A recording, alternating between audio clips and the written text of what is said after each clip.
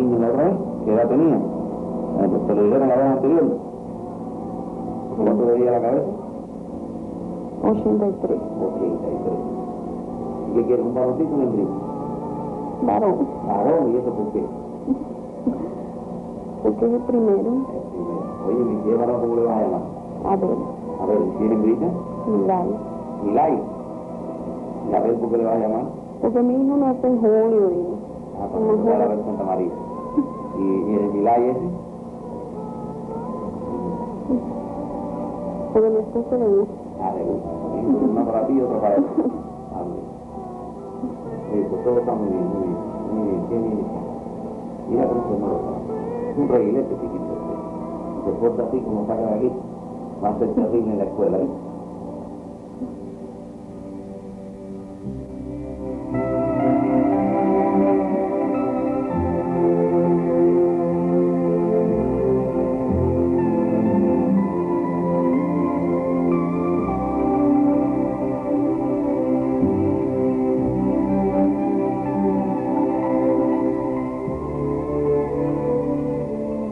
El sistema ultrasónico de diagnóstico es un ejemplo del desarrollo de la electrónica y los ultrasonidos. Por medio de los ultrasonidos podemos ver al feto en el vientre materno y obtener múltiples datos de gran importancia para la salud de la embarazada y su hijo. Pero para comprender cómo se logran estos resultados, tenemos que adentrarnos en el mundo de los ultrasonidos. Este es un generador escolar de ultrasonidos y este su emisor. En esta cubeta tenemos agua natural. Al encender el equipo no percibimos señal acústica alguna. Sin embargo, al introducir el emisor en el agua, los gases disueltos escapan debido a la vibración que provocan los ultrasonidos en el seno del líquido. Es evidente que el equipo está emitiendo ultrasonidos, pero ¿cómo se generan estas ondas inaudibles para el hombre? El equipo de generación de ultrasonidos consta de un circuito oscilador de alta frecuencia variable, de su circuito de alimentación y de un capacitor que se halla en el emisor. Al cerrarse el interruptor, surgen oscilaciones de la corriente eléctrica que originan variaciones del campo eléctrico en el capacitor. En el emisor existe una lámina de material piezoeléctrico entre las placas del capacitor. Al incrementarse el campo, la lámina se dilata y al disminuirlo, la lámina recupera su forma inicial. Al invertirse la polaridad del campo, el comportamiento de la lámina también se invierte. Si incrementamos la frecuencia de las oscilaciones del campo, aumenta la frecuencia de las deformaciones de la lámina. ¿Qué relación hay entre las deformaciones de la lámina y la propagación de la onda ultrasónica? Las oscilaciones de la lámina afectan las moléculas más próximas. Estas moléculas hacen vibrar las contiguas y así sucesivamente. De esto resulta un movimiento ondulatorio longitudinal. Cuando la frecuencia de las oscilaciones de la lámina es superior a los 20 kHz, el emisor genera ondas ultrasónicas. Veamos ahora cómo se detectan los ultrasonidos. Este receptor también posee una lámina de material piezoeléctrico. Introducimos el receptor en la cubeta y lo conectamos a un osciloscopio.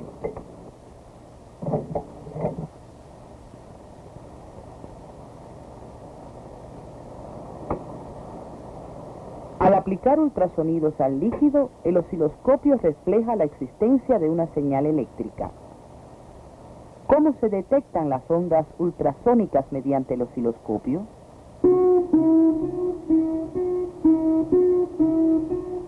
Del emisor parten los frentes de onda ultrasónicos. Al llegar estos frentes al receptor, ocurre el efecto piezoeléctrico directo. La vibración de las moléculas del medio provoca la deformación de la lámina y estas deformaciones originan una tensión variable cuya frecuencia coincide con la de las ondas ultrasónicas. Esta tensión variable es detectada por el osciloscopio. Analicemos otra propiedad de los ultrasonidos. Esta disolución coloidal en agua es homogénea. Sin embargo, al aplicarle ultrasonidos, las partículas del coloide se agrupan. ¿Por qué estas agrupaciones equidistan entre sí?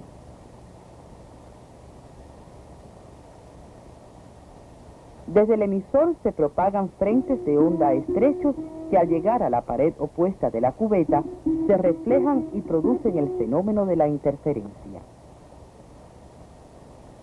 Si comparamos la gráfica de la variación de la amplitud de las partículas del medio con el frente de onda, se entiende por qué las partículas se concentran en los nodos del sistema de ondas estacionarias donde la vibración es mínima. La distancia entre dos nodos consecutivos es igual a una semilongitud de onda. En un sistema de ondas estacionarias podemos medir la longitud de onda de los ultrasonidos. Partimos de un vientre del sistema creado y desplazamos la cubeta con este tornillo micrométrico.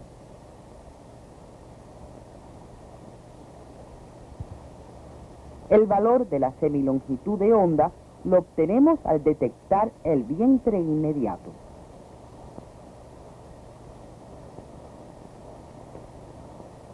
Si continuamos desplazando la cubeta hacia el vientre siguiente, entonces hemos recorrido una longitud de onda, que en este caso es de 2 milímetros.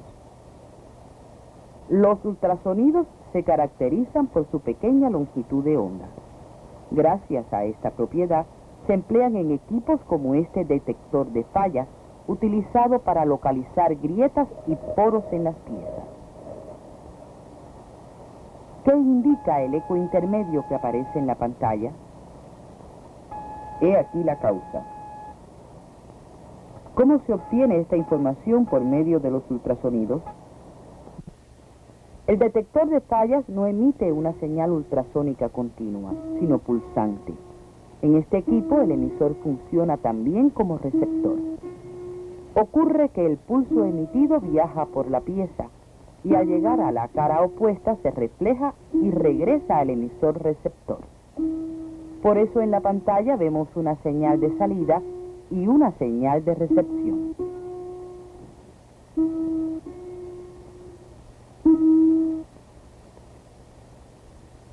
Pero si hay una grieta, parte de la señal se refleja antes de llegar a la cara opuesta. Así se origina un eco intermedio que aparece en la pantalla.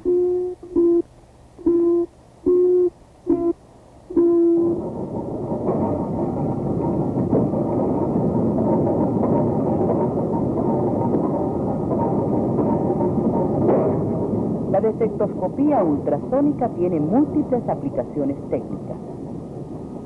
Aquí se valoran las grietas que se han producido en esta masa durante la laminación de acero.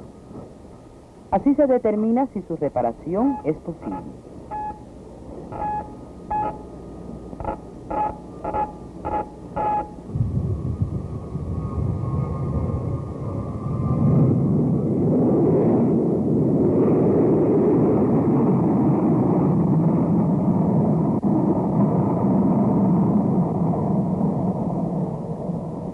La seguridad de la navegación aérea también tiene un valioso auxiliar en la defectoscopía ultrasónica.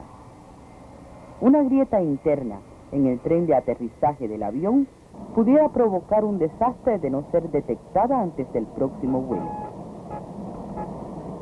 Los ultrasonidos también se utilizan en la medición de espesores. El casco de los barcos se desgasta debido a la corrosión. Determinar si hay que reemplazar alguna plancha del casco no resulta difícil gracias a este equipo ultrasónico.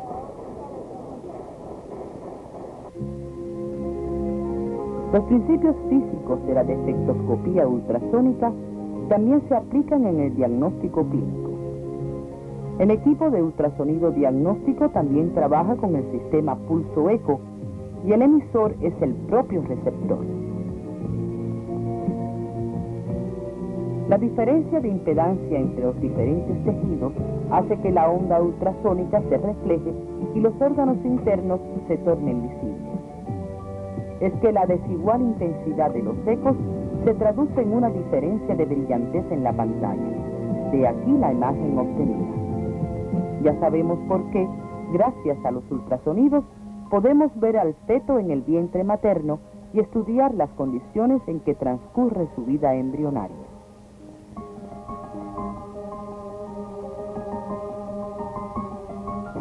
Pero a veces lo importante no es cómo se propagan los ultrasonidos a través de un medio, sino qué efecto provocan sobre dicho medio.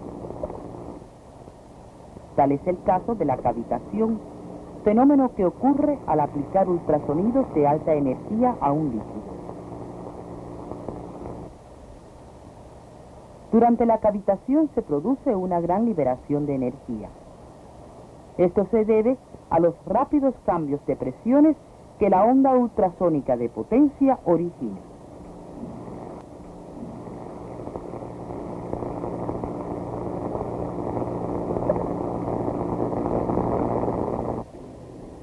La energía de los ultrasonidos tiene una amplia utilización en la actualidad. Uno de sus usos más generalizados es la limpieza ultrasónica. La limpieza ultrasónica permite eliminar eficazmente la suciedad que se acumula en las piezas de la maquinaria de los relojes.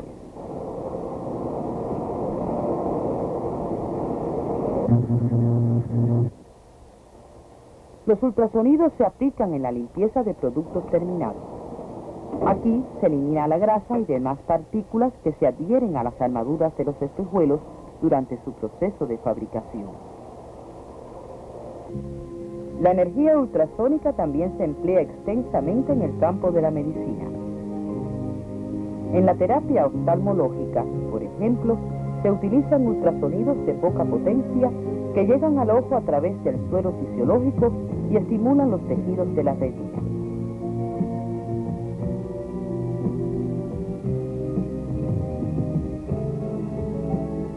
Las posibilidades de los ultrasonidos son cada vez mayores. El ecocardiógrafo permite realizar el estudio integral del corazón y diagnosticar sin molestia o dolor alguno para el paciente. Los ultrasonidos, ondas mecánicas inaudibles para el hombre, se hacen sentir cada vez más en el desarrollo de la humanidad.